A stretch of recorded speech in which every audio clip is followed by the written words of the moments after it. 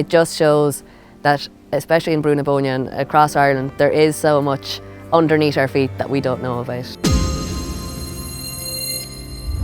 We're working around Dowth Hall. The plan is to renovate Dowth Hall and restore it, and as part of this work, planning permission condition was put in that they had to have an archaeologist on board just in case anything turned up underneath the ground. We've started work here a good few months ago, and we started taking off what was a grassed terrace that wrapped around the house, and around 1.50 m, 2 metres down, we came across the remains of a Neolithic passage tomb.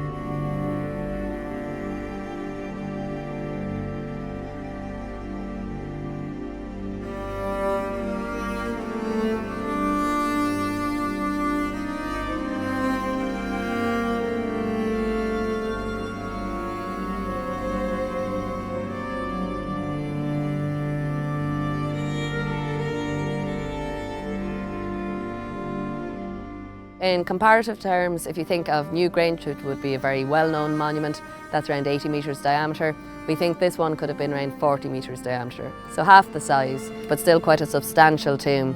And we think that what we have here also acted as a little, like a focus for other smaller tombs. So we've evidence from this project for further 2 satellite tombs. We already knew we have 2 recorded monuments on the back lawn here of 2 other tombs, so this could have been a little cemetery of probably around 5 or 6 tombs. Bóinne is actually a hotspot for megalithic art in Europe. At over 600 recorded pieces of megalithic art, it's really sort of the place to go to look at megalithic art in Europe.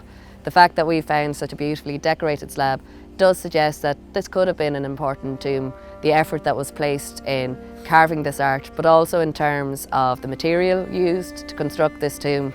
So a lot of our curbstones and the stones from the chamber are made of grey wacky, and that comes from Clogherhead up in Louth, so not a local stone. So a lot of effort would have been involved in bringing that down to this site here. Also, the cairn is made from quarried sandstone, so probably a local sandstone, but when you think about the amount of effort that would have been required in the Neolithic to quarry the amount of tonnage of cairn that we have back there, it was a huge investment of time and labour, and was obviously something very important for the people who built it.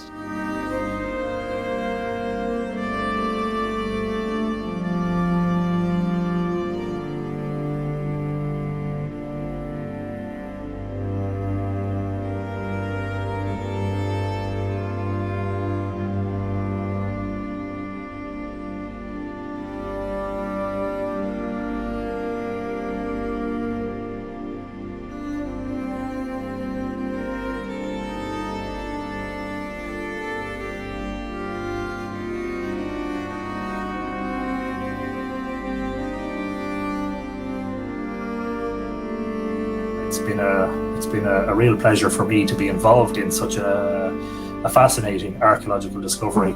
Never thought in a million years that I'd be involved in something like this. Yes, you might have said, sure, look, with the amount of time you spend out there and the amount of photography you do, you know, you might discover something, but because it's a Unesco World Heritage Site, and because so many archaeologists have been investigating it for so long, you would have thought, you know, whatever was there to be revealed and discovered had already previously been imaged or had been surveyed or had been seen.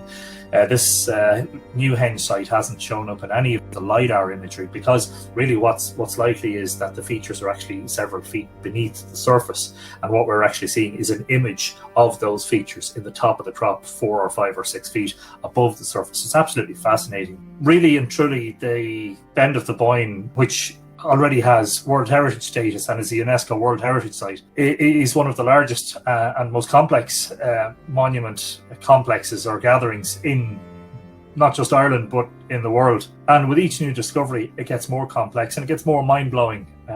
As I keep emphasising with people, the enormity of it all and the manpower involved suggests that Bóinne was not just a local construction project.